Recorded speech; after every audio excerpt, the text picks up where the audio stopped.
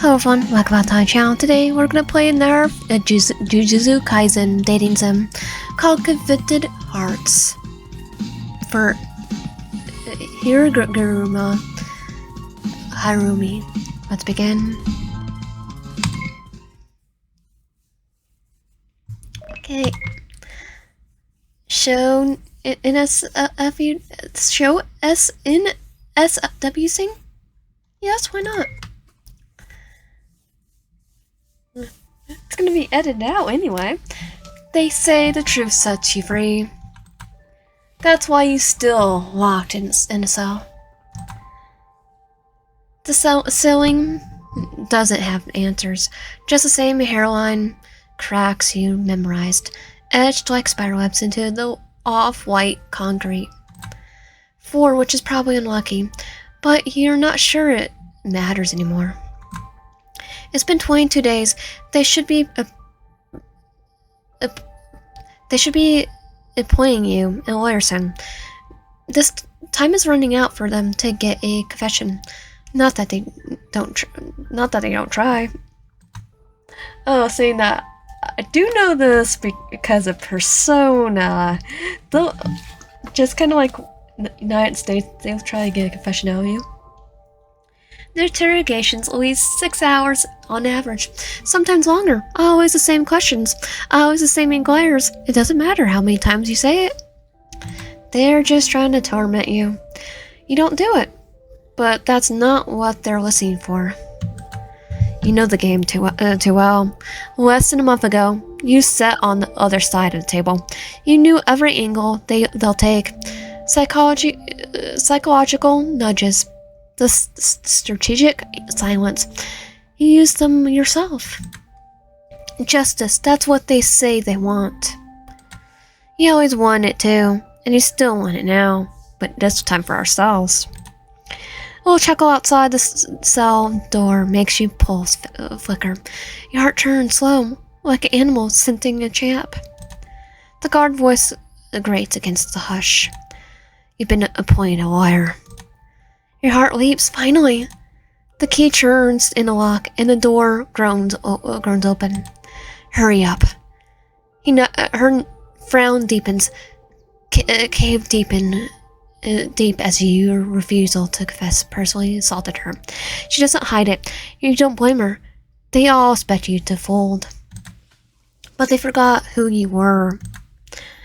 You don't feel bad, and you sure as heck aren't making it easy for them.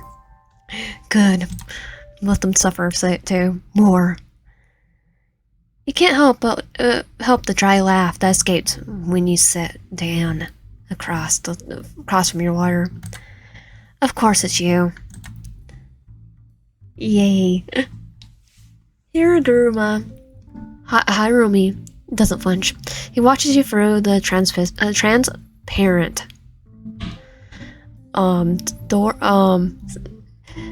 Pyrotation? Face unreadable. He looks tired, worn down in a way that goes deeper than the lack of sleep. You can see in his eyes, it's in the set of his jaw, but somehow that makes him look even more handsome. You've seen him before, heard the whispers in courthouse halls. I was gonna say courtroom. A prodigy in a suit, slicing through cases like a blade through silk. He always figured your paths would cross eventually, but not like this. Not with the pane of a glass and a murder charge between you.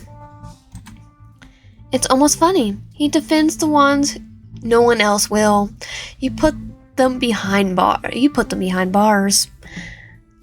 I was gonna say, is he Matt Murdoff?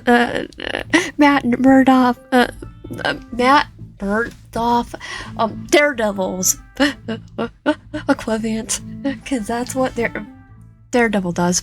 But he knows the people are innocent, and I guarantee we're innocent. And now he's the one meant to save you. Are you disappointed, prosecutor? No. Your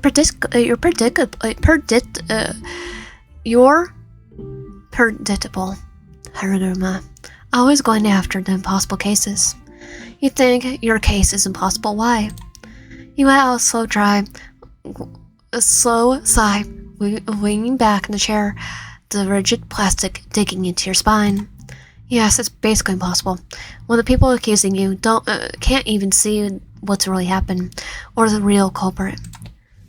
If those darn sorcerers are coming to this backwater town to clean up the mess, it'll be over already. But either they don't care, or they are too understaffed as usual. We know about the sorcerers, Jujutsu sorcerers. There's no easy way out, not for you. You say it's impossible, but you didn't confess. You still have hope. I mean, I know he's also a lawyer, so your eyes snap back to his expression hasn't changed. He's just the sack of papers in front of him, bringing it closer. You're currently being held on suspicion of neglect, driving resulting in death, and leaving the scene of an accident. So it's not my fault. I ran into a curse with my truck, my Hilux, because we're in Japan. It's gonna be a Hilux. The report claims that you hit the victim, Shurugai Takeda, with your car and ran off, only to return a few minutes later when you were arrested. Is that correct? Can you tell me exactly what happened that night? You nod. You said it loud so many times it barely feels real anymore. I was driving home around 10 p.m. when someone suddenly ran into the street. I swerved right, but the man still hit the side of the car and went flying. It's not my fault. He walked right into it. I stopped and got out when I saw him lying on the ground. Then you stare past him, past the glass, to the memory burned behind your eyes. The man lying on the pavement, still moving, but not like a person should. His arms jerked, like something was pulling the strings.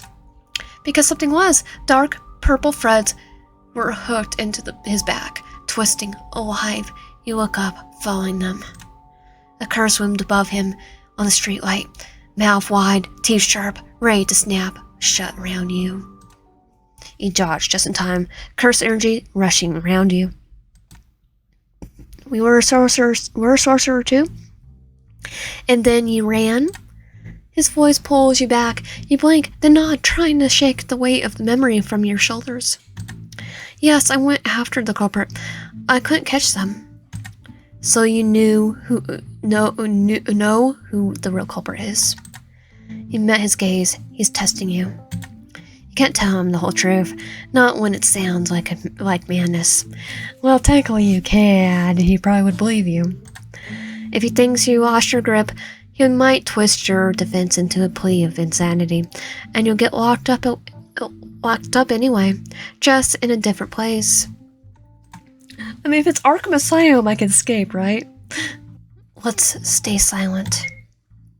If you don't tell me everything, it'll be more difficult for me to help you. You breathe in. Look, Higuruma. Yes, my car hit the victim, but the impact wasn't what killed him. All I needed you to do is prove he died from something else. Can you do that for me? He studies you. Quite. You can't tell what he sees. Guilt? Desperation? Or something else? Maybe he thinks you did it. Maybe he's already considering handing the case off. But then he nods. I'll see what I can do. You exhale, tension bleeding out in one long breath. He stands and adjusts the cuff of his sleeve. I'll come back when I have more information. He bows just slightly and turns to leave, the door closing behind him. For a second, you imagine following him, imagining what it would feel like to step outside again, to feel the air on your face. Let's move. The guard's voice snaps you out of it. You're led back to your cell, and now you're Higuruma's hands.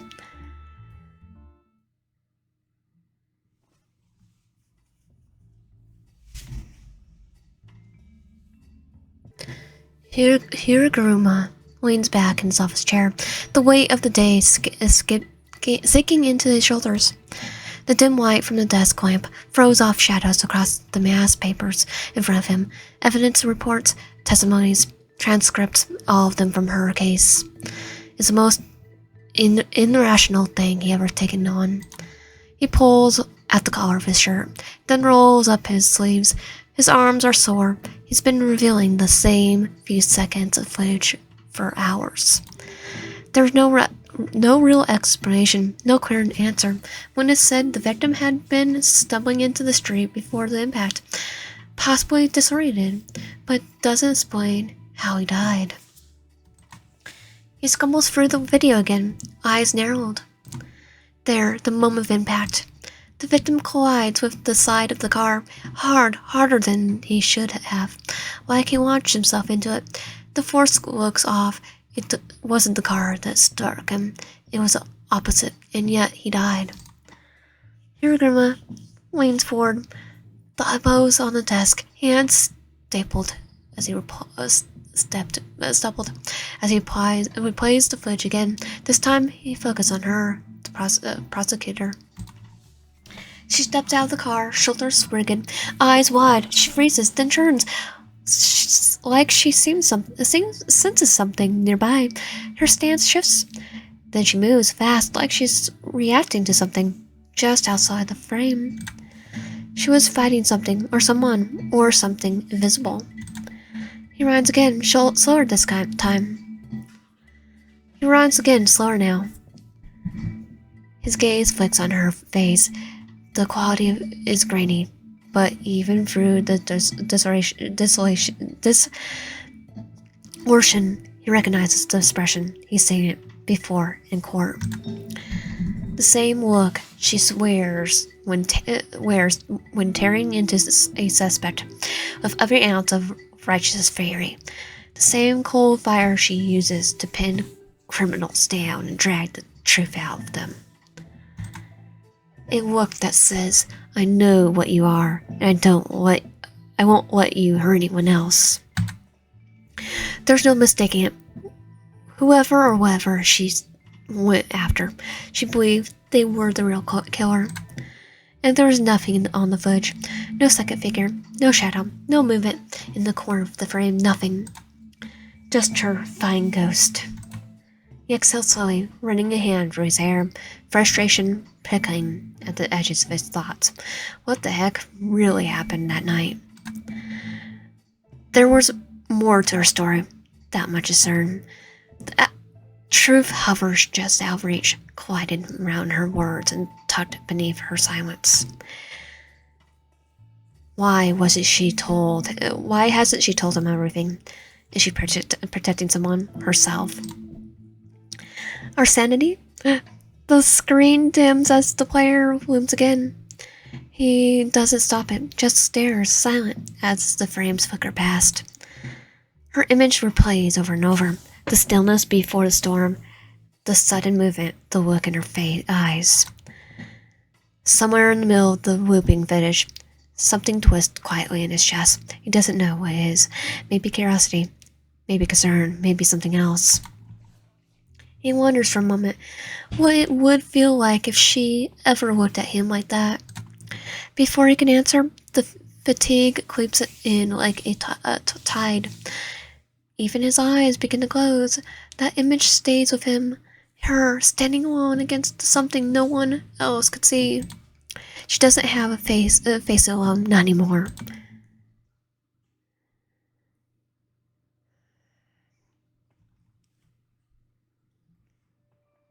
Days pass. You read a few more books, not because they're good, but because there's nothing else to do. You can't really exercise when you want, and when you're allowed into the common area, the conversations are worse than the silence. Some of the others seem to take real joy in your downfall, as if you fell from grace makes them feel taller. The questioning is worse. Detectives and prosecutors keep hammering the same line about the victim's family, about how your confession would give them peace. You feel for them. You feel for them. You really do. But confessing to something you didn't do wouldn't help anyone. When you get out of here, go after what actually killed Shirokai Takada. I'll just say Takada. It's easier to pronounce. One evening, before your cell, after another round of crushing, you hear shouting down the corridor, the drag of feet, a panicked voice echoing off the walls. It wasn't me, I swear. It was a monster, a horrible monster. I didn't kill anyone. You raced immediately and moved to the bars. They're dragging her past. She's pale, soaked in sweat, tears sliding freely down her face. Her fear is real, and so is the trace of the cursed energy clinging to her like smoke after a fire. Your stomach tightens. A horrible monster. Could it be the same one that killed Takada? Your hands grip the bars, jaw tight. Where the heck are those darn sorcerers? Back off. The guard snaps the command. You shoot her a look, but snip a step back out of her reach. You talk to the woman tomorrow. They can't stop that. The morning comes after the first time in 8 days. You're eager to leave your cell. In the corner of the room, the woman sits alone. The others give her space like she's contagious. You cross the room and sit beside her. She doesn't speak at first, doesn't look at you, but slowly her shoulders loosen. You ask a few questions, her name, age, nothing too direct. She's Miyaki.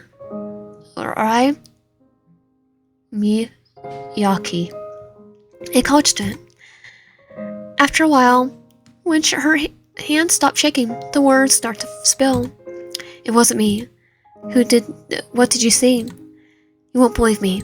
Try me. She draws in a slow, ragged breath. I was walking in the park. It was late. Then two people came out from behind the trees, moving strange like they were sick. I thought that maybe they were drunk or hurt. They collapsed. I ran to help them, and then she hesitates, looks at you, fear still swimming in her eyes. You nod. She goes on. Jaws above me. I didn't see the rest. Just teeth. So many teeth. It tried to eat me. Your blood goes cold. I climbed on my bike and got out of there. I didn't look back. But now they're saying I stabbed them. What? That I killed them. I'm not Ghostface. I'm not walking around with a Ghostface mask. I didn't stab him. I didn't do anything. Did you guys see the Hambert's DNA evidence? I didn't. In the weapon? Because I didn't do it. I didn't do anything. And now they want me to confess. They say I'm crazy. That I'm lying. I would be asking a DNA test. She's spiraling. You place a hand on her shoulder. The contact stills her. She looks at you like you might be the only sane person left in the world. Breathe. She does. Slowly starts to calm down again. I believe you. Miyaki.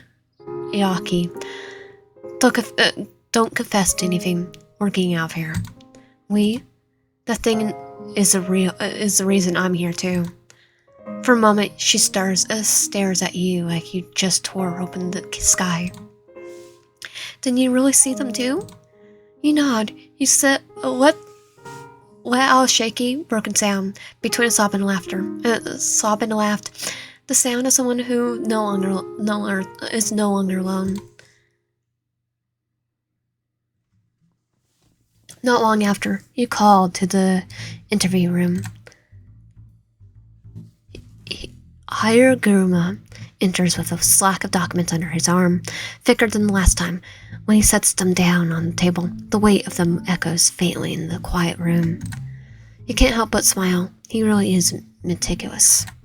You let our gaze wander, noticing his long fingers and the way he clothes fits just a bit too well across his chest. You don't know why each detail is fascinating. Maybe you were confined alone for too long. No, he's quite handsome, that's why. He meets your eyes and freezes, just for a moment, surprised maybe. Then he clears his throat and looks away, adjusting the cuff of his sleeve like he needs something to do with his hands. Good morning, Higuruma. Did you find something? He nods and begins displaying his metaphysical, as always, but not hopeful. So there's no conclusive evidence of my innocence? Not yet, but I'll keep looking. You're a genius, or so they say. If anyone can figure it out, it's you.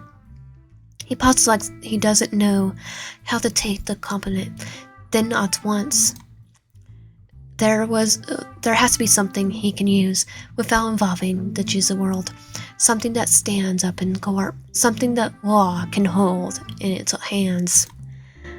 You remember the woman from earlier? I mean, he's a sorcerer too, so. Do you remember the woman from earlier? My Yaki. You remember her fear, the way her story mirrors yours. Maybe Higuruma could find a connection, but if he talks to her, what if my Yakami tells him about the curse? What if Higuruma thinks you're just both insane? Or worse, what if he starts sticking around that park, and the curse targets him next? Tell him about the woman. Your fingers twitch slightly against the table. Tell him about the woman. There's a woman who was just detained. Her case sounds a lot like mine. Maybe there's something there you could look into. Hiromi's gaze sharpens. He leans forward slightly, and for once he doesn't seem to mind that you're being vague. What's her name? My Yakami. My Yaki. Right, yeah, okay. I'm not gonna try to butcher it. He nods and stands. I could say his almost perfectly fine, his last name, in the Takada. He nods and stands. The pang of disappointment rushes through you. He's already leaving? Thank you. I'll let you know if I find anything. I'll find something. He gathers the papers and heads for the door, but then he pauses. Do you have anything you want to read? I heard your relatives and coworkers have cut contact. Okay, if I can read anything, give you all Journey to the West. Dear God, I should just give you a whole bunch of books. Go to my room and grab me all my books. It catches you off guard. Whatever's fine, anything. He nods. Hands still on the door. He tilts your head slightly to the side. Why is he lingering now? Not that you mind. He was much better to look at than the 4 cracks on the wall. Definitely. He looks at you more carefully this time, like he's thinking of something he shouldn't say. Is something wrong? No. Just, I imagine it when it gets quiet here in here. That's the point of the cell, isn't it? Something shifts in his expression, a flicker of some amusement, maybe. Maybe in Japan, but United States, no, it's not quiet. From what I'm seeing on YouTube, I meant the kind of quiet that gets into your head. He looks down briefly, like he's debating with himself. If it gets too much, you could talk to me about anything. You blink. He's worried about you. That you might snap, lose your grip, or do something irreversible. You've seen isolation tear people apart before. Maybe he's seen it too. Maybe one of his clients didn't make it out whole. Either way, you appreciate it. You don't know many lawyers who would offer something like that. You find yourself smiling. Are you always this charming? That gets him. Just slightly, you catch a twitch in his jaw, a quick breath. Only when I'm tired. And you're tired a lot then. All the time. You don't for it to sound flirtatious, but when you see it the way his expression shifts, surprise, maybe even a little frown, you don't regret it. Now, it's like, God, let's flirt with him more. I'll be back soon. Try not to memorize the cracks in the wall before then. I already did. I did one Gary. Too late. He puffs something close to laugh, then steps out. Take care, prosecutor. You watch him go, ignoring the guard's suspicious glance as he passes. Higuruma really is something else.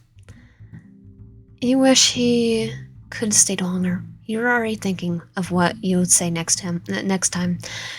What you say to see that flicker in his face again. You hope he comes back soon.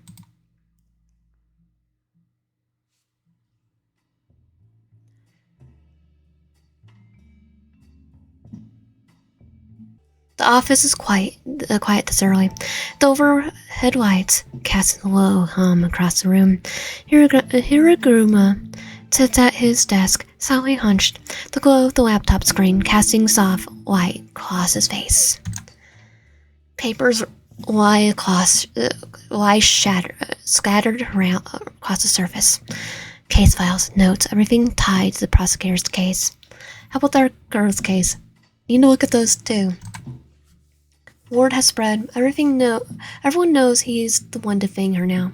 The whispers always seem to follow him, drifting just close enough to hear.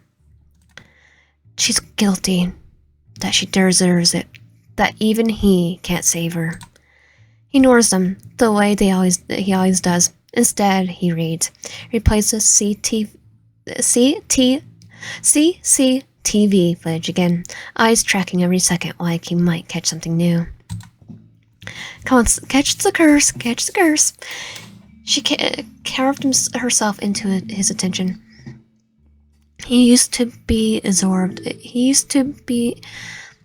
She carved herself into his attention. He used to be absorbed in the case, not in a person, not like this. You're absorbed in two because you're trying to get the case set free. He doesn't know why this one feels different. Maybe it's the mystery around her, the way she holds herself like she's guarding something much bigger than just her innocence. He's good at reading people. His career is built on it, but she's like a story that won't let him stop turning the pages. He wants to go back to the detention center, hear her talk. No more. There's something in her silence that calls to him, and he wants to hear it speak. It probably is just a lawyer in him. He's always been drawn to the complexities of human nature. I haven't seen you this focused on a case in a long time, Higuruma. He flinches despairingly. His department chief strolls in with a cup of coffee in hand, making her usual morning rounds. I like a challenge. I like challenges. I know. And you're always like them complicated. Come on, he's gonna solve it. Like he's Batman. Or Sherlock Holmes. Or, Phoenix Wright. She takes a slow slip, then carefully glances at the screen. The footage is paused on the prosecutor's face. He doesn't miss the look in the chief's eyes, and she doesn't miss the image of the screen. He gives her a flat look, then closes the video with a tap of the keyboard. Chief, I'm just messing with you. You both polar opposites. I always wanted to see you two face each other in court. Oh, the tension. Higuruma sighs. Looks like the chief has been reading too much romance novels again. But they're right on the money. She's right on the money, though. Is there no tension now? Not even a little bit? He gives her a look. She sets a cup on the edge of his desk, currently enjoying herself. Is she trying to make him lose his license? That would be a conflict of interest, professionally and ethically. Yeah, but she won't tell. She sighs like her favorite drama just got canceled. Shame. Still, you like to say humans are flawed, and you're still human. Last time I checked. She picks up her cup, steps away, then lowers her voice as she walks. Let me know if you feel your feelings change. She waves her fingers in a lazy goodbye and disappears down the hallway, leaving him alone again. He exhales slowly, returning to the screen. She really wants him to lose his license. She could take her place. Higuruma meets the woman the prosecutor mentioned and asks permission to access the case file. The woman agrees immediately, says she'll do anything to help her. Says she believed her when no one else would. She keeps talking about the prosecutor, about how kind she was, how calm. The words fall Higuruma back to his office. He finds himself picturing the two sitting across from each other in the detention center, speaking quietly while the rest of the world ignored them. Did they talk often? Did she give her hope? He loosens his tie slightly and shakes the thought off. It's irrelevant. He turns to the files and freezes. There are two autopsy reports in the woman's case. The second one signed by the same examiner who handed the prosecutor's case, Dr. Sunda Masaki. He pulls both reports side by side, both vague language, same unexpected trauma, no signs of internal bleeding that matched the supposed force. Yes, they said that she went stabby like Ghostface. He stops at one line, reads it again. His eyes widen. He needs to speak with the prosecutor now.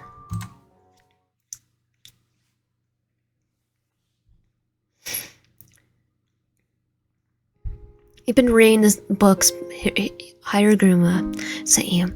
The variety is almost endearing, like he wasn't sure what you like, so he tried to cover every base.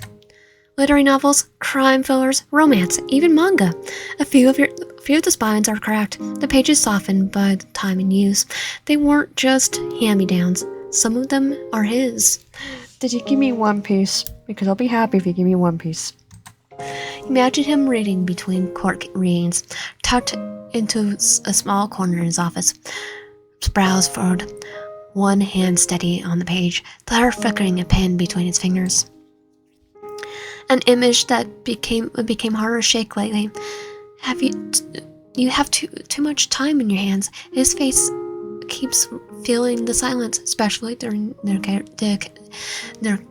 interrogations. It's easier to zone out and wonder what he might be doing, what he might be thinking. You mentioned that offhanded to one of the investigators. He didn't like it. Not that you care. During time in the common area, you stick close to the young woman.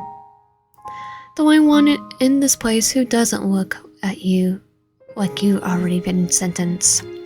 She goes quiet after each round of questioning. They're wearing her down. You could see in the way she sits, the way she clenched her own arms like they're the only thing keeping her from falling apart. But you keep reminding her to hold on. You remind her that she's not crazy, that you're going to get out of this. More and more people are processed through the detention center. Some confess and vanish. Others come in and take their place.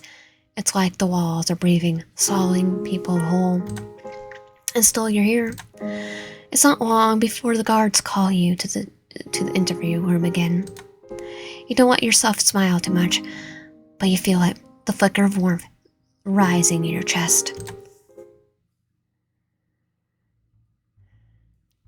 Higuruma, already inside, busy with a stack of papers. His posture is slightly tense, the light catching the sharp line of his jaw. His tie is slightly loosened, like he's been at it for hours. The music kind of reminds me of Persona, which kind of fits. The jazz You watch him for a moment longer than you probably should. You wonder if the fascination will fade once you feel you're free, or if this was just another trick of confinement. Probably you figure others have looked at him the same way, maybe more than a few.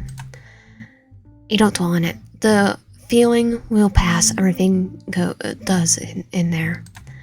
He slides a few documents towards you under the glass partition. One catches on the edge. You reach out to free it just as he does. Your fingers touch. It's barely a moment. Skin against skin, fleeting and soft, but hits you harder than expected. You haven't been touched gently in weeks, maybe longer, and it startles you. It seems to startle him too. His fingers were eyes meet yours, caught mid-thought, as if the room suddenly tilted. He doesn't speak, just holds her gaze like he forgot what he was about to say. He draws the papers towards you. They seem to shake him out of it. The books you sent are me yours? Higuruma looks up, startled by the question. For a second, he composed wavers. Yes. Was there something wrong with them? I can bring more if you like. You shake your head, almost laughing. No, they're fine, just reveling. I didn't expect you to be someone who reads manga. His brows twitches, and for a moment he seems like he might actually blush. They're well written, some of them at least, especially One Piece. He clears his throat, and Jujutsu Kaisen. Wait, would it be? Oh yeah, it'll be Blake and 4 Vlogs just pulls out Jujutsu Kaisen. He clears his throat and strains the papers in front of him, avoiding his gaze. Guaranteed, My Hero Academia too. You could talk about it later. There's not too much time. You chuckle, unable to help yourself. He glances at you, like you're grown in their head, and it only makes you smile more as you look at the papers. Alright then, what did you find this time? He casts a quick look towards the guard outside the door, voice dropping. I looked into the cases you mentioned. The case you mentioned. Do you talk to her a lot? There a shift in his voice when he asked the question, barely noticeable, but not quite natural. You can't figure out what it is. We spend a lot of time in the common area together. She's not doing too well, but I'm certain she didn't do it. How do you know?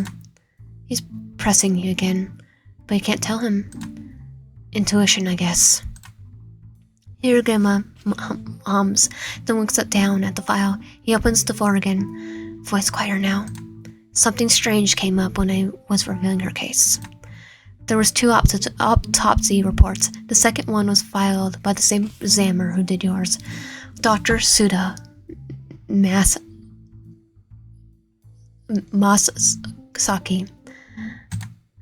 The wording nearly identical, and in that second case, they claimed the wounds were self-inflicted. Said Mayaki used a knife stabbing the victims in the back, but nothing in the report adds up. Yeah, where's a knife and where's a stab wound? The back, that's where the cursed threads were, wasn't? So why didn't that appear in your autopsy report? I tried to get more information about your file, tried contacting the doctor, but they shut me down. He doesn't say a word, but I hear it anyway. Covered up. Do you have any enemies on the force? Anyone who would go this far? You snort. You don't have to think too hard. More than I like. He examines slowly. He exhales slowly, then folds the paper report shut. I'll ask around. I'll go to the police station and the medical examiner's office. Someone must know something. Push, because shove. Heist. Your eyebrows raise. He barely avoid being targeted by the curse. Well, quite investigating, and now he barely avoided being targeted by the curse while investigating, and now he's talking about pressing deeper, going up against the police. No, he'll have help. I think he can handle it. If he chooses direct confrontation, it could get ugly. Curses aren't the only threat in the world. People can be just as cruel, and he knows that. Let him confront them. I'm pretty sure the victim's body's my case file should have the same knife marks on the back. I've heard about Dr. Suda. He's not easy to approach, but one of his subordinates might help slip. If someone's hiding something, it'll come out eventually. Someone's bound to contradict themselves. Something shifts in Higuruma's expression. For a man who's been hauled out by the system he serves, you catch a flicker of something alive, focus, conviction, maybe even a little anger. I'll gather more information. Be careful. If this really is a cover-up, they won't hesitate to protect it, no matter the cost. He blinks, the posture stiffens slightly, like he doesn't know what to do with the quiet urgency in your voice. For a moment, he forgets himself. Oh, he's blushing. I will. I will. I just noticed. His ears tint with the faintest color. He looks away. He pretends not to notice. Good. You're the only one I could count on. He clears his throat, straining the papers in front of him, then lifts his gaze. I know. If there's a way out, I'll find it. You smile, even if it doesn't reach your eyes. You hope he succeeds. No, you know he will. And when he does, if it turns out they tried to forge evidence, then the curse won't be the only one that has to answer to you. You expect him to leave. He doesn't. He stays seated, eyes on the table, like he's debating something. His silence stretches just long enough to make you glance up. Does he not want to leave? Are they treating you well? The question's general, almost too careful. If you know Higuruma, he probably feels bad that you don't have visitors, but something in his voice lingers. You tell yourself it's your imagination. Your mind's been active lately. Too much time, too much outlets. So you start talking about whatever comes to mind. It's easy. This part, like either of you want this moment to end. You talk about books just to see how he reacts. I was surprised by the raunchy scenes in one of those books. Raunchy? Yeah, pretty specific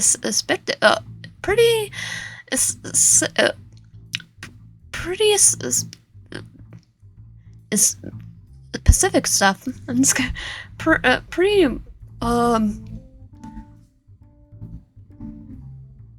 extreme stuff. I didn't know you were into that kind of thing, Higuruma. His ears pink immediately. His lips part like he's about to defend himself, then closes again. Which one was it? I'm pretty sure I picked carefully. He laughed. His expression is too sincere, too worried. He realizes you were teasing him. A small, recurrent smile tugs at his mouth. It's the first one you sing from him. You look at him for a long moment. The smile changes him, softens him in a way that's more dangerous than his silence. The moment stretches. Neither of you speak. You're both suddenly aware of the wall between you, and how small the room actually feels. Eventually the topic drifts to work. It always does with workaholics. Do you have any other cases now? Not now. The last one wrapped up before yours began. I heard you were in there driving one. Drunk driving, wasn't? Is the family giving you a hard time? That's to be expected. You remember the case. You must prosecute it yourself. The details come back easily. Depressed young man with a drinking problem, abused at work, no support system, got behind the wheel and killed 2 kids. Nothing clean about it. What was the sentence? 15 years, with possibly of parole after 10. The guy was overwhelmed with guilt. Didn't even try to defend himself.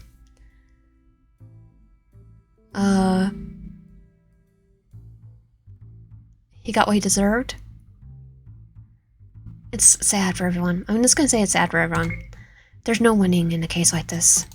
He nods, accepting your view without argument. Silence settles between you again, heavier this time. Do cases like this ever keep you up at night? Some stay longer than they should. There's something in his voice, an admission. Maybe you hold his gaze. And me? Will you still think about me when it's over? There's no way I could ever forget you. You heard this? Your heart skips a beat.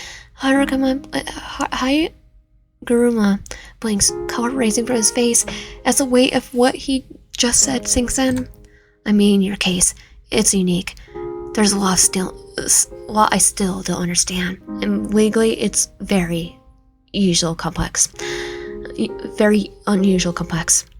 Both of the vulnerables and inconsistent, and you're, well, not that you're inconsistent, just, I get it. You come off fighting the smile tugging at your lips. The guard appears at the door. Time's over. You and Higuruma both stand. The tension hasn't left the air.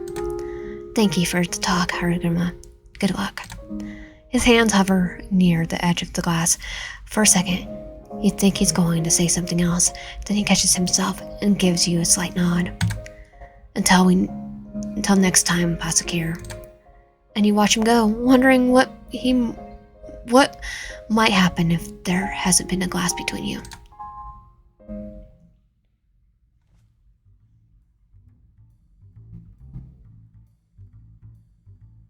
Higuruma goes to the police station, but is met with a veiled hostility.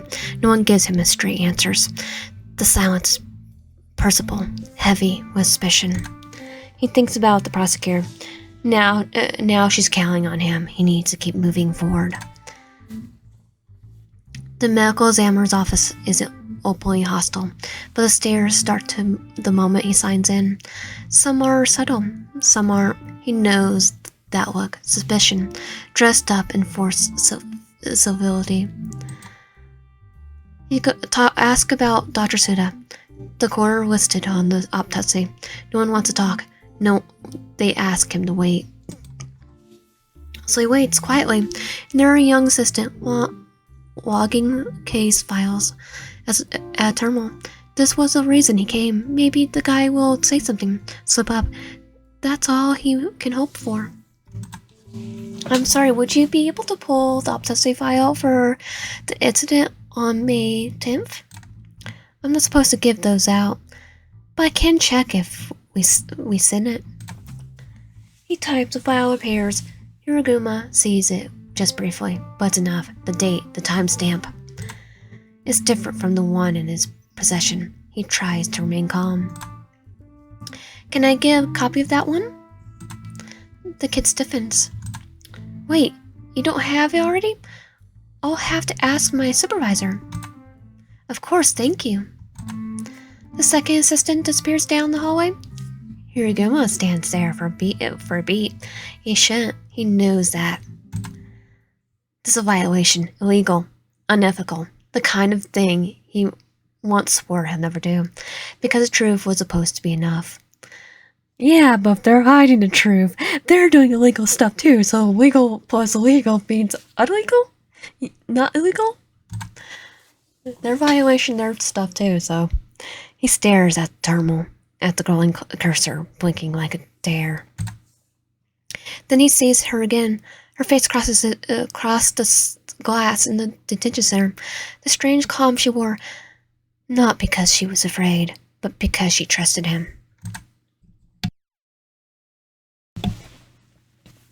His jaws tighten. He plugs in the USB drive and copies the file. He shouldn't let the system crush her like it crushed so many others. Not this time. He ejects the drive and calmly resumes his position just as his assistant returns. Sorry, my supervisor says we already sent that report. If your office needs it again, please submit a formal request. I'm gonna have all your jobs there. You guys are lying. It was the wrong one. I understand. Thank you for your time. He nods politely. Even gives a small bow. The guy hesitates just like he wants to say something but stays quiet. Two security guards step into view with frowns on their faces. Sir, we'll need to escort you out now. The director's in a meeting. Of course they would. Hiroguma's face remains unreadable. He walks with them, silent, until he's out in the cool air.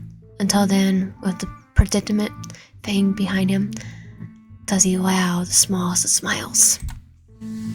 He got what he came for. By doing the unethical, but because they did unethical, I can't not being unethical. Back at his office, Hiroguma plugs into his laptop and opens the file. The screen fills with text. His eyes catch the line before he even finishes reading the rest. Knife wounds on the back of the victim's body, matching the exact case, the one involving their girl. But that's not what makes his breath hitch. It's a timestamp. Time of death, 9:41 p.m. Almost 20 minutes before the incident. He blinks, then reads again and again. 20 minutes before the incident. Before she hit him. Before the sirens and the chaos and everything that came after. The man was already dead. It doesn't make sense, not logically, but that doesn't matter now, just like it doesn't matter who she ran after, or what the culprit was. This is proof, concrete, buried for a reason, and now brought to light. He leans back in his chair, heart racing. It's over. She won't rot behind bars for something she didn't do. He doesn't like being hopeful, since a court is unpredictable. But for this moment, he lets the relief sink in. The room is silent, but his mind isn't. He thinks of her when he pictures the way she might smile after hearing the news. His chest tightens. Well, you also have to present the evidence that you just illegally got, which will kind of be hard because I think legally you can't use it before now court, at least in the States. But you could literally see it and probably show, I don't know. Maybe you could show both and also raise suspicion on the medical examiners. He tries to call it leave. Justice served. It's all this, but he spent his life picking through the truths people hide, peeling away the layers that used to protect themselves. He knows a lie when he hears one, even when it's his own. He exhales, scrubbing a hand from his hair. The chaste words echo back to him. Is there no tension now? Not even a little bit.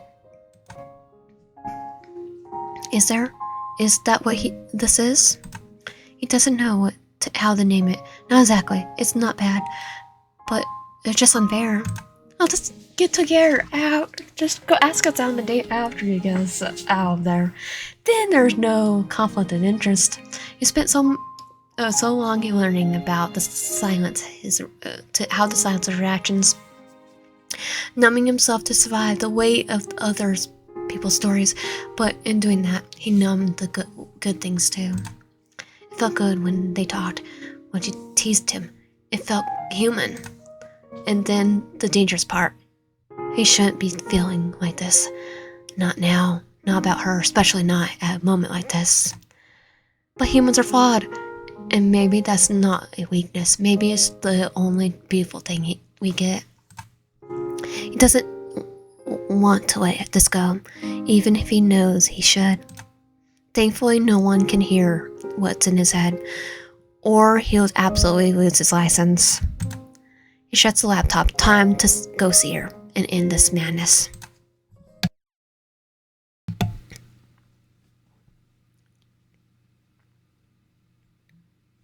The trail is swift, but every moment feels stretched with tension. Higuruma stands tall as he presents the new autopsy report, the real one. The evidence is impossible to argue. The victim's time of death was before the car made contact. His body had already suffered trauma in the back, wounds consistent with those to her case. The court stirs. The prosecution stumbles. Demands a second opinion. The judge grants it, and their autopsy is ordered. And the result is the same, no matter how many they spin it. The truth is written across the victim's body like a band. He was dead before your car touched him. They cannot explain how he's still walking. They can't explain why the wounds mimic the other case, but the explanations don't matter now. Only the facts do. You were declared not guilty. But it floods your chest, not a peaceful kind, but the kind that burns quietly under your skin. You're not done. That was only the beginning. Your gaze finds the lead prosecutor. His expression is a mess of disbelief and panic. He probably loses his position over this. He don't care. Yeah, we kinda just lost our job too. He and others tried to bury you, and they failed. They answer for it in time. But all of that fades as Higuruma approaches you through the gallery. His presence silenced the noise, the sharp line of his jaw, the worn look in his eyes, the silent loosens in his tie, exhausted but still composed. You don't mean to smile, but it rises before you can stop it. He returns it, just faintly, like it's caught him by surprise. During the trial, standing next to him was already enough to put your senses on high alert. No barriers between you. Yet you had to keep your eyes forward, your thoughts calm.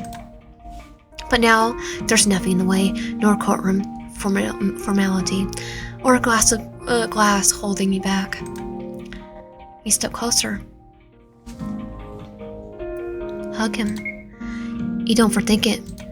The corner is still buzzing with your feet carried you forward, and your arms move before your mind catches up. You wrap an arm around him, firm but not overwhelming, and for a second he goes still. Then slowly you feel his hands rest on your back. The warmth there surprises you, not just the physical closeness, but the quiet permission. He doesn't pull away. He holds you awkwardly at first, then softly his breath brushes your shoulder. When you step back, you catch the color rising just beneath his eyes, a flicker of something he tries to hide. He clears his throat and looks away, a hand brushing the back of his neck. I'm glad it worked out. But you can still feel it, the echo of him in your arms, and the hesitation in his voice. You got another impossible case on your belt, and congrats, Higuruma. You did a wonderful job. We did. We make a good team. Can I work with you? Because I think I probably lost my job. You glance past him at the prosecution and their witness, quietly filling out the courtroom. Your eyes follow them, narrowing slightly. Can you send me the full case file? There are people I still need to deal with. A formal investigation will open, yes, but that won't be enough. Not for what they did, not for how they tried to erase you. I'll send everything I got. Don't forget the medical assistant. You're going after him too? He might just have been following orders. I'll talk to him first. If he cooperates, maybe there's room for leniency, but that's up to him. Alright, your call. Either of you move right away. The hallway is thinning out, but the moment lingers. It's strange how someone you barely knew a month ago could feel so similar now. There's more, you should say. Things that shouldn't fit here, but with people still watching. A woman approaches. You recognize her from her office. Her department chief. She's his department chief. Proudly, she claps him on the shoulder, saying something about a collaboration. At a party, you step back, giving them space, but not going far. As she turns to leave, you catch her voice. Not even a little attention, huh? He doesn't answer, just gives her a look that speaks for itself. You take a breath. It's time to go. Thank you, Higuruma, for everything, for believing in me. Hiromi? You call him Hiromi. He paused and smiled. Stop by my office sometime, if you ever want to talk. You hold your gaze a second too long, then he nods. Will do.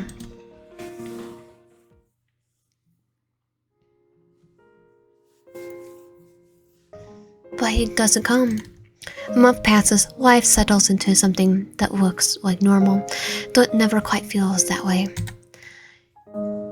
Your days are filled with trials and nights spent tracing the curse's trail for fragments of reports, scattered witness sightings, and the lingering pull of cursed energy. She was cleared, thanks to the evidence brought forward in your case. She's free now and healing in her own way. You exchange a few words since then, but even that feels like a memory from another life. As for Higuruma, you haven't spoken since the trial. You see him sometimes passing through the courthouse, locked in the conversation with the clients or buried in folders. He nods back, that's it. The silence stings more than you expected. You try to convince yourself. You misread it all. His glances, the weight of his words, the warmth of that final moment. Maybe it was nothing. Maybe it was just possibility. And the strange intimacy that comes from shared hardship. Maybe it was just you. But there's no time to sit with it now.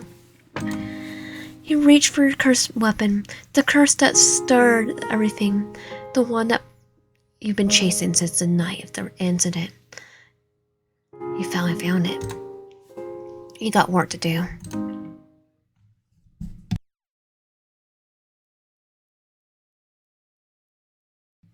The clock in his office ticks like it's dragging the hours on purpose. He's staring at the report he's already read twice, unable to focus. The case in front of him, a double homicide, murder and child. It's brutal, complicated, and the kind of thing that normally commands all his attention. But she's in his head again, the prosecutor. It's getting worse every day. He tells himself that that'll pass. That's just the remnants of it. High stakes trial and strange intimacy is brought, but it hasn't passed. It's only sharpened. He told himself it was better to wait. Logical, ethical. If he's gone to see her right after the trial, what would that have looked like? Emotional righteousness? Worse, optimism? He wanted to go. God, he wanted to say yes when she asked, but the trial was too fresh. She was fresh out of isolation, vulnerable, maybe. He didn't want to read into something that wasn't there, so he waited. But waiting hasn't helped. It hasn't made the feelings go away. It only made them sharper. Now he just needed to know. Whatever the answer is, he'll hear it. and that will be that. He'll close the door, walk away, and finally put it all behind him. The clock ticks again. He shifts it. The shift is done. He carries things with a quiet resolve and heads for her office. Well, we're gonna go fight some curses.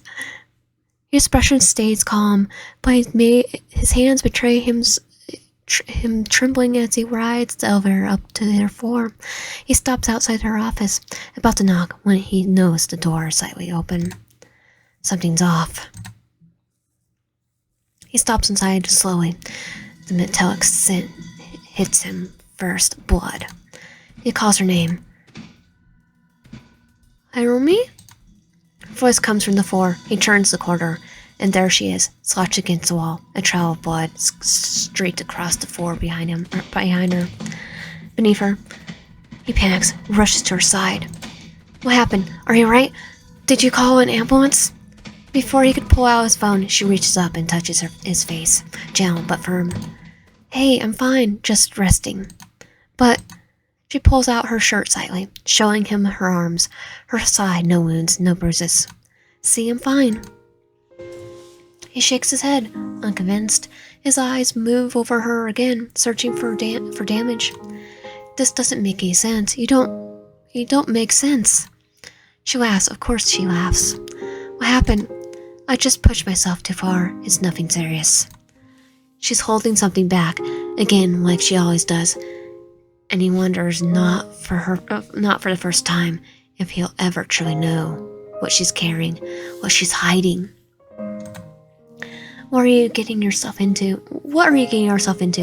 You don't have to do this alone. She smiles faintly, gaze softening.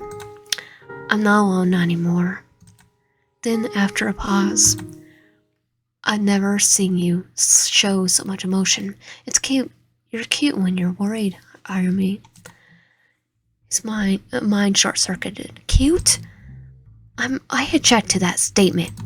She laughs again, and somehow, despite the blood, the panic, and the mess of unspoken things between them, he finds himself relaxing in the way only her presence ever seems to allow.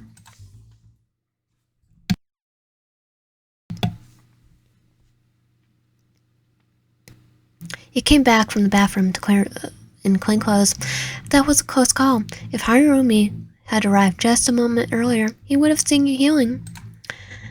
Making his up excuse for a reverse curse technique would have been a nightmare. It's like, yeah, but it's a good day. The curse is finally dead, and Higuruma came to see you. It's been a long time since the world gave you even that much. You think of Takada's family, how they spoke on the news, grief and fear in their eyes. They didn't accept the verdict. You understand, you wish you could give them a closure, that the real killer is gone now, and your hands delivered the justice system wouldn't. Your conscience is clear.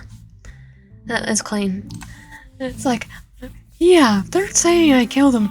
How did I get in? It's my car. Is my car a knife? Is my truck a knife? Going stabby on people? That's my question. Hiruma's eyes you with the cackling gaze again, like he's waiting for a cracker to show. Are you sure you're right? You glance at him, already smiling before you reply. I might look like heck, but I could still take you. You stop. The words hang between you for a moment too long. In a fight, I meant in a fight. The laugh that escapes him is nothing like the usual reserved self. It's sharp, surprise, like it's caught him off guard. It cuts through the tension like glass creaking against heat. And God's it's beautiful. His whole face changes when he laughs, softer, looser than ever. That ever tight jaw slacks.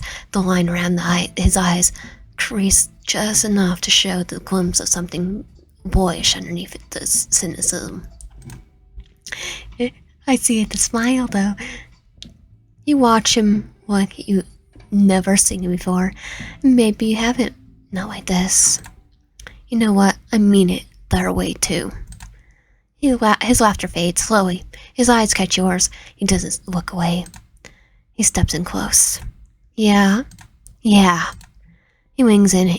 You grab his collar of his shirt and pull him in, your back hitting the edge of the table. His lips crash against yours, clumsy at first. Too much teeth. Not enough air, but neither of you cares. It deepens fast, urgent. His hands finds your waist. Hesitant at first, then firmer, just like he's been waiting. It's like, yeah, he's been waiting a long time, so have we. Since we were in the detention center. Your fingers wave into his hair, tugging just enough to earn a low sound from him, something between a growl and a gasp. He kisses you deeper, slower now, testing you like he wants to memorize the shape of your mouth, because he does. His fingers curl slightly into the fabric of your clothes, and when you draw back just enough to look at him, his lips are parted, his eyes half-lit, dazed. You confuse me. I confuse a lot of people. Your voice is barely a breath against your mouth. I think you like that. Maybe I do. His mouth travels to your neck, warm and hesitant. He presses a kiss just under your jaw, then lower your head tips back. A soft moan escapes your throat as he sucks the delicate skin. Give me a second, Hickey. You unfasten his shirt, slowly watching his eyes the whole entire time. His suit jacket slips from his shoulders, and you push it aside. Clothes are discarded, piece by piece.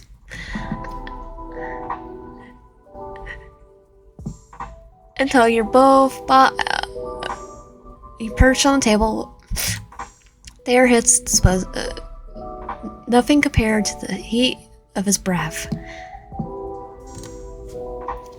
A man who fought for your freedom, now carrying something even deeper. The sea glows behind the window, a wash of neon and distant headlights. You're curled against him on the sofa, skin against skin, your heartbeat slowly setting. His arms rest beneath your shoulders, his hands trailing absent circles around your spine. Why didn't you come by when I invited you?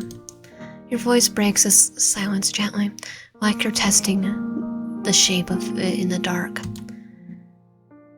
He exhales through his nose, gaze fixed somewhere past the glass. I wanted to give you time to see if what you were feeling wasn't just the isolation, the weight of everything. You were vulnerable. I didn't want to take advantage of that. You look up at him, and the edge of the smile touched your lips. Thank you, I appreciate that. You rest your head against his shoulder. The two of you watch the city burn with light. Then, without looking at you, he asks, do you ever feel remorse for the people you convicted? You turn the question over in your mind. Yes. Sometimes I wonder if I was too harsh. People make mistakes. Even some of them weren't monsters, just broken. I didn't always make room for that. How about you? Do you regret defaming someone? He doesn't respond right away. His fingers move again across your back, sore now, like he's thinking with his hands as much as he's mine. Not really. We're all carrying things the law can't measure. Regret, fear, desperation. Human flaws are invisible. The law only sees what's written down, but people are more than what they've done, or at least some of them are. You shift closer, your voice softer this time. Do you ever think maybe we're all just one bad day away from ending up on their side of the glass? Well, I'm gonna quote the Joker. It just takes one bad day. His hand stills more often than I should. You're about to ask more, to pull at that thread of reality, thread he rarely lets anyone touch. But he leans in instead, Malifying yours, gentle at first, then forward, like he's trying to lose himself in the feeling before thoughts can drag him back. Maybe it's his way of answering. You let him, and somewhere between the soft drag of his lips and the warm press of his palm against your wrist, you wonder how long you'll be able to keep calling this temporary. Time passes quietly, like a fog rolled over the city. You've grown used to the sound of his knock at your office door, the way he always comes just as the silence friends to sink its teeth into you. The rustle of the case files in his hands, the soft change of he lets out when he sees you. It's become a rhythm, a kind of comfort. Some nights he stays late, papers spread out across your desk, laughter shared over takeout cards, the occasional brush of his fingers against yours, and the reach of the same document. He never says much about those moments, but his eyes linger longer each time. He's trying to understand you, still searching for the shape of your truth and the space you never let him touch. And you wish you could let him see, but you can't. Not without revealing the world beneath your skin, the one soaked in cursed energy, in blood, in truth that doesn't fit the courtrooms or case files. He doesn't see it, or maybe that's a mercy. Still anxious to love someone who may never fully know you. To keep parts of yourself buried, even though he looks at you like you're the only mystery worth solving. Even when he listens to you like your voice is the only one that matters. So you keep your relationship tethered to the real, the manageable work. It tells you about his new case, another impossible case. The man on trial is neck deep in trouble, and the prosecutor is one of the same who tried to destroy you. The defense won once, but now there's their appeal. He's conflicted, focused. He lays out his strategy with clarity, resolve.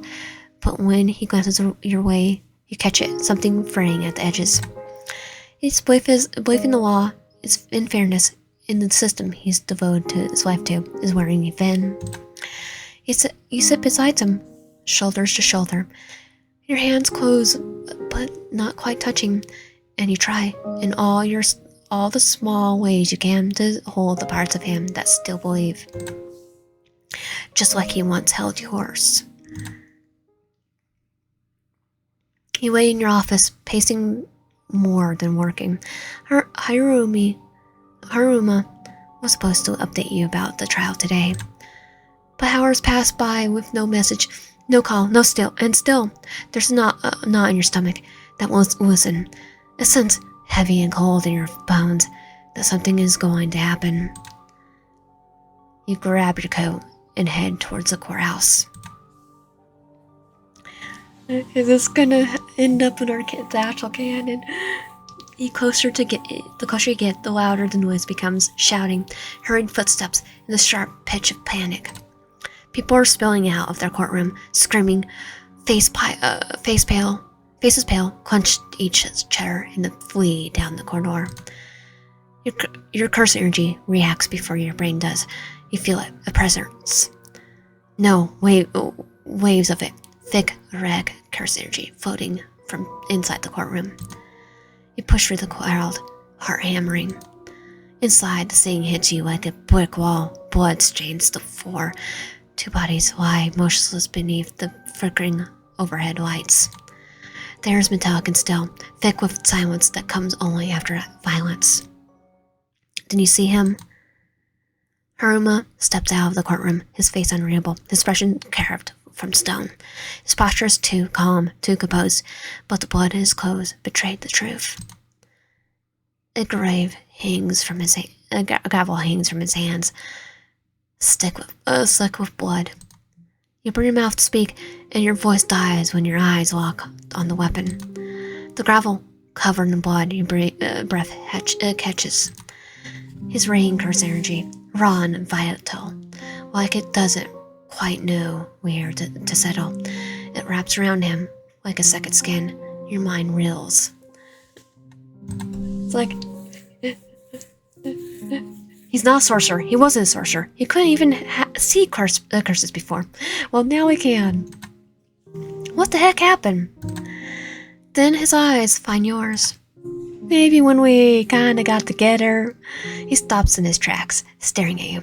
Not like a man caught in an act, not like a criminal, more like a man seeing color for the first time after a life of black and white. He whispers your name softly, almost revelly, and snaps at you out of your shock. Did you do that? He doesn't answer, just keeps looking at you like he's seeing all the things he missed. The way curse energy clings to your body, the true fear always hidden. You activate your technique, scale manifesting on his chest, a shimmer of gold and shadow. He glances down, startled. The scale slowly tilts white, the weight of his sins dripping into reality. Answer me. He flinches. I'm sorry. Then he turns and runs.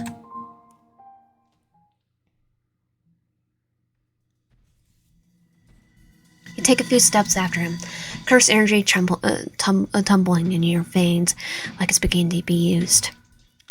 He's back to you, running. You raise your hand, just one strike, one blow to bring him down. But he frees. He isn't turning around. He isn't fighting. He's fleeing like a wounded animal. Your fingers tremble in the air, curse energy pulsing at your fingertips, and still, you don't release it. The weight in your chest presses tighter, and you can't do it. You let your hand fall to your side, shoulders heavy with disappointment. He disappears down the corridor, his figure swallowed by the dust in the distance. Then slowly, you turn around and walk back to the courtroom. The real cleanup begins now. Blood, bodies, statements. You handle it like you always do. But the chaos inside you, that will take far longer to clean up. Maybe you'll never will. Everything unravels after that. The news won't shut up about Tokyo, chaos, curses, murders. But even in your small town, curses are multiplying, pouring in from places they shouldn't.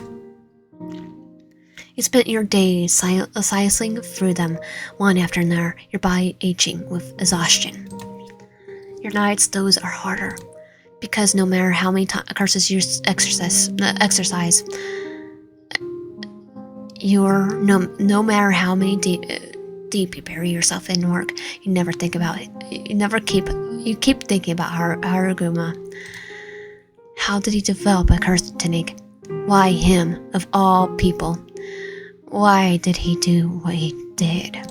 You tried to understand, but without him here to explain to you and tell you his truth, it's useless. It hurts that he'll never be. He left you behind. That he left you in the dark. The thought comes in loops, relentless. Where are you, Higuruma? Are you still you?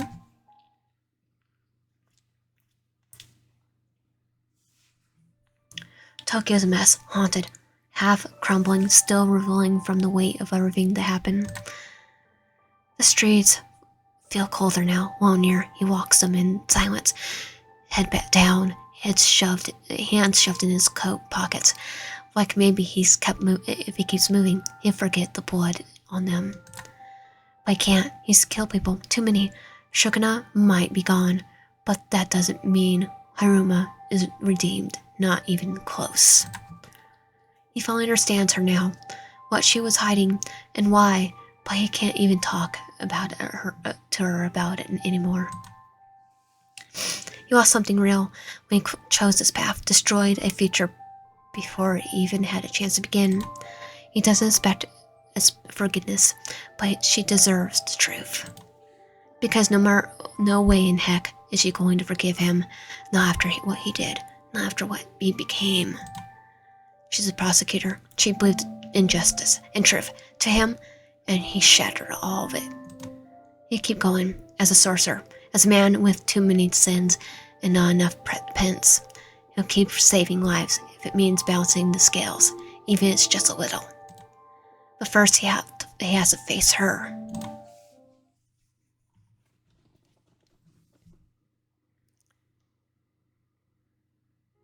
The surge of curses faded with the weeks, and for the first time in months, life began to resemble something close to normal again.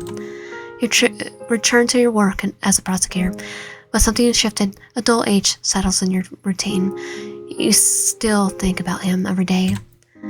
One morning, you arrive to your office early. You open the door and stop.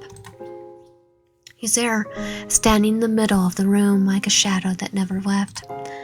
Hands on his sides, still in the same suit. He looks leaner, paler, like he hasn't slept right since the day he disappeared. I think he's been like that all the time, though. He turns slowly at the sound of the door. His eyes meet yours, and something fragile passes through the air between you. You stare at him. His cursor hums in the air, more controlled, but still there. Your skin pickles from it. Hi. That's all you have to say. He exhales like he's been holding the breath since the day he left. I'm sorry, I should have run. I was ashamed of what I did. I still am.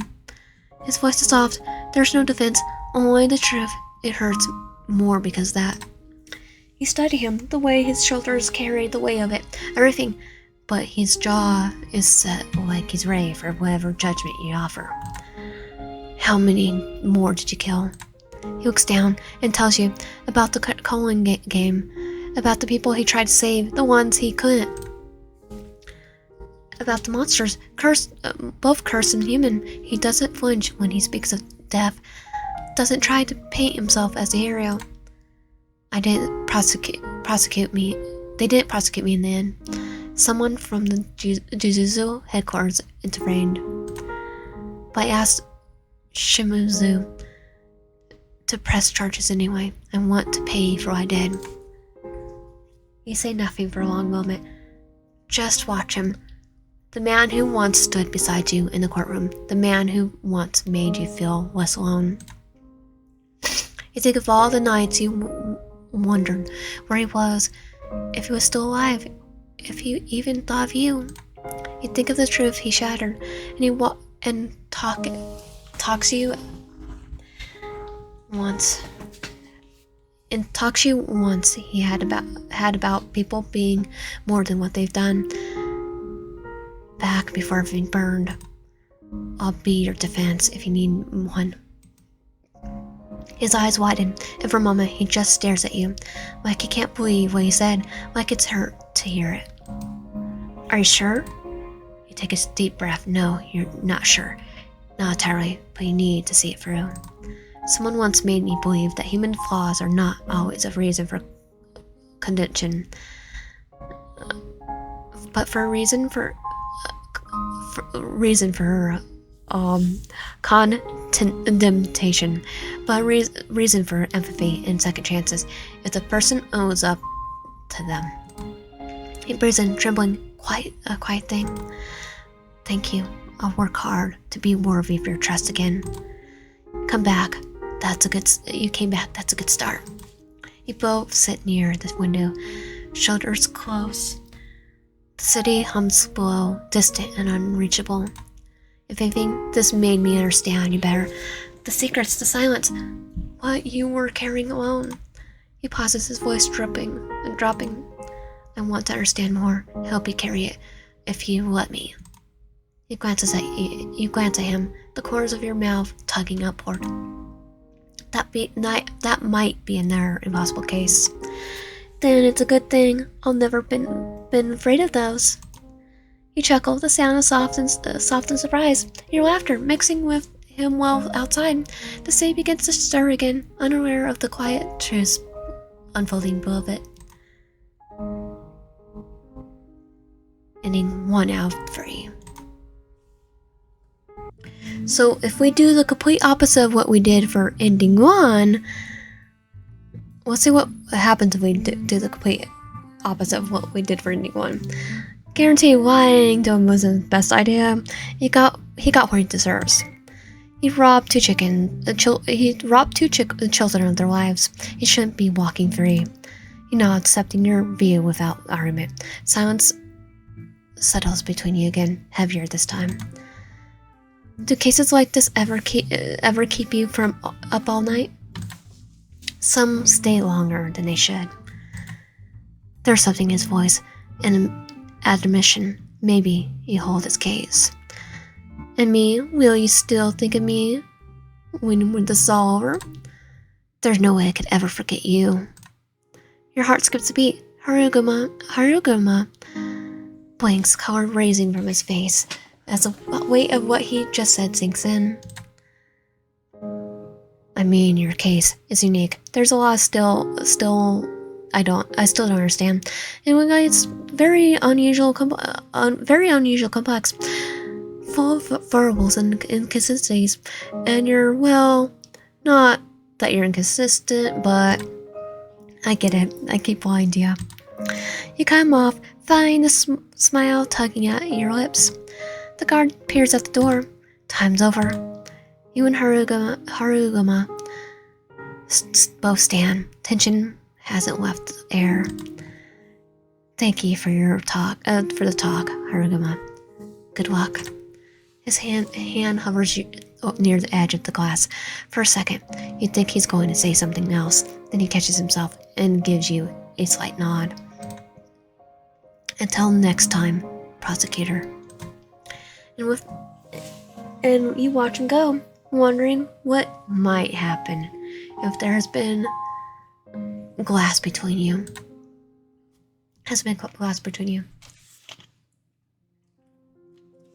Higuruma tries to scare a second autopsy, hoping it might turn the tide.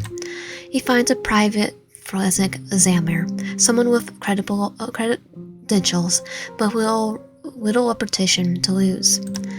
The reports come back, but sloppy, incomplete, maybe careless. Maybe paid off. Definitely paid off.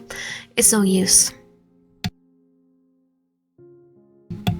Then the trial day arrives. The courtroom is heavy with quiet uncertainty. Higuruma stands beside you, calm, every deduction and cross-examination measured and exact. But there's an angle left to take, no evidence strong enough to cut through what they already decide about you. When the verdict comes, there's a surprise. It still stings. Guilty, 10 years in prison. You and Higuruma stand just outside the courtroom. They allow you a brief moment alone before you're taken back. I'll send the appeal as soon as I can. You stare ahead. Everything feels distant, hollow. Don't worry, Higuruma. You did what you could. Don't blame yourself. He finally looks at you. There's a frustration behind his calm, but he says nothing. Maybe he knows how empty promises sound right now. You offer him a nod. That's all either of you can give. The guards barely hide their satisfaction when they pass your cell. One of them taps the bars. Tomorrow's a big day. Try to get some sleep. You don't answer. You sit on the edge of the bed, hands resting in your lap, and stare at the wall until night falls. Then you move. You escape your cell using your bare hands, cursed energy pulsing through your skin. The lock doesn't stand a chance. We could have done that the entire time. You slip into the hallway and make your way to the cameras. One by one, you destroy them. Sparks crackle in the dark as the glass shatters, and metal wraps around your strikes. Warps around your strikes. The guards approach, shouting for you to stop. You don't. You raise your hands, curse energy raising. The moment they get close, it activates. A scale appears at each of their chests. It's heavier. The heavier it pins to their side, the more pain. they inflicted on theirs. The cursed snake doesn't care about the guilt. It doesn't care if they begged for forgiveness. It doesn't care if they changed. It only punishes. The more they hurt others, the more your attacks hurt them. He struck the first one. She drops immediately, choking on her breath. Another tries to lunge, but your fist slams into her side. She screams as the weight of everything she's done crashes back into her. You don't hold back. Soon, they're all on the ground. You step over them and head towards her cell. Soon you'll be free from this place and from the law that chose to convict the truth, convince over truth, and you're not coming back. You do justice on your own terms now. We're a vigilante now. She escaped? She took another woman with her. They don't know if it was a kidnapping or she went villainy. Both of them still missing. Higuruma stares at the report in disbelief. His eyes scan the words over and over, but they don't settle in his mind. Bent cell doors, disabled cameras, injured guards, the facility left in chaos. It doesn't feel real. Who knew she had in her? He barely hears the words. His fingers tighten around the edge of the paper. His pulse is steady hammered on her skin. He spent so long trying to understand her, her silence, her restraint, that tight coil of something always just under the surface. And she was holding back all this time. She spoke calmly, even smiled, but now the truth screams through those broken walls and twisted steel. She trusted the law to be fair, and when it wasn't, she didn't hesitate. He was still going to fight for her. Why didn't she wait? Because we didn't want to wait. He should feel betrayed, furious. Instead, there's something else. Wonder, and a strange age. She really is a mystery, not a puzzle to solve, not just a client. He doesn't know what he hopes for. Is she safe? That she's far away? That she still thinks of him? All he knows is he still wants to have her. Wants to know her, even if he never gets the chance. Ending 3 out of 3. Okay, now technically we're gonna go now and see what happens if we go no. He turned the question over in mind. No, there won't be choices. They made their choices. They won't judge. They were judged fairly. My conscience is clean. How about you? Do you regret defeating someone? He doesn't respond right away. His fingers move again across your back, sore now. Like he's thinking. His hands are so. He's thinking with his hands as much as his mind. Not really. We're carrying things the law can't measure. Regret, fear, desperation. Human flaws are inevitable. The law only sees what's written down, but people are more than what they've done, or at least some of them are.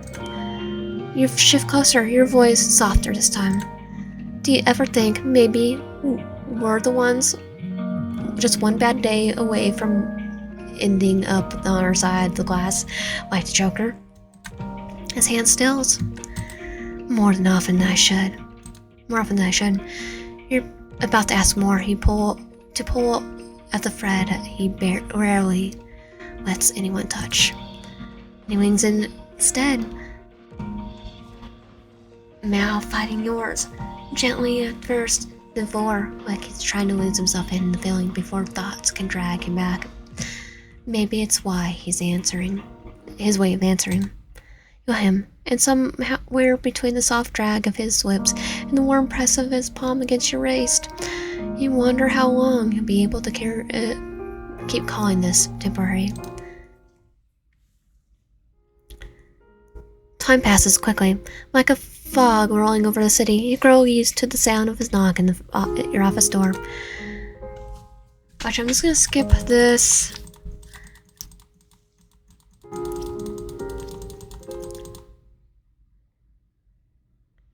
You wait in your office, working, pace more than, okay, hasn't updated us again. The closer you get, the louder the noise becomes, shatter, hurried footsteps, and a sharp pitch of panic. The people are spilling out of the courtroom, screaming, faces pale, clutching each other as they flee down the corridor. Your car surgery reacts before your brain does. You feel a presence, no waves of it. Thick, erratic car surgery flooding from inside the courtroom. You push through the crowd, heart hammering. Inside, the scene hits you like a brick wall. Blood strains the floor. Two bodies lay motionless beneath flickering overhead lights. The air is metallic and still, thick with the silence that comes only after violence. Then you see him.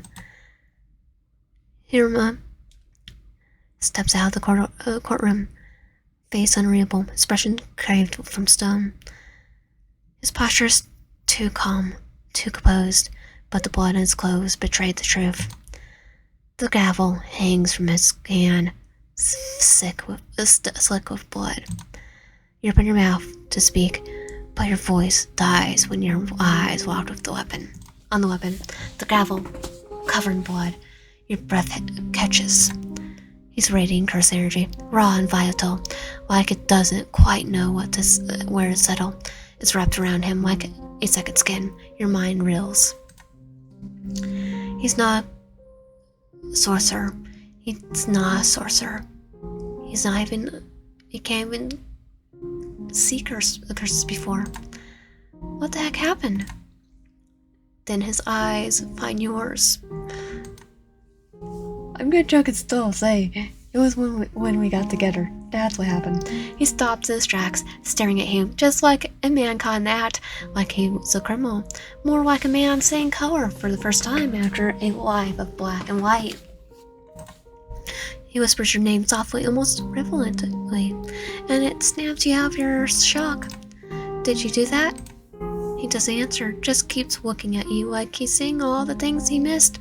The way the curse energy clings to your body, the truth you always hidden. You activate your technique, the scale manifested on his chest in a shimmer of gold and a shadow. He glances down, startled. The scale slowly tilts right, the weight of his sins tripping into the reality. Answer me. He flinches. I'm sorry. And then he turns and runs.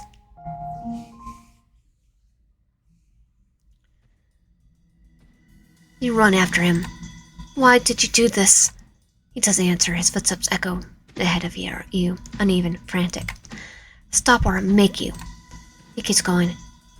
He's running like a man who doesn't know where he's going, only that he has to get away. A leap slam into his back. He stumbles and crashes shoulder first into the hallway wall. The impact splits the concrete with the sound like thunder. The wall groans, then collapses. Everything happens at once. Dust, debris, the war of stone. You're thrown out of your arms. Throw up your arms. Curse energy shielding you, just enough to avoid being buried. You cough for the dust, calling at your way out from under the slab of concrete. Higuruma? No answer, just silence. You scramble out of the rubble, heart racing, eyes scrambling the hallway. He's gone, disappeared into the chaos. Coward! The words rip out of you, burning with your throat.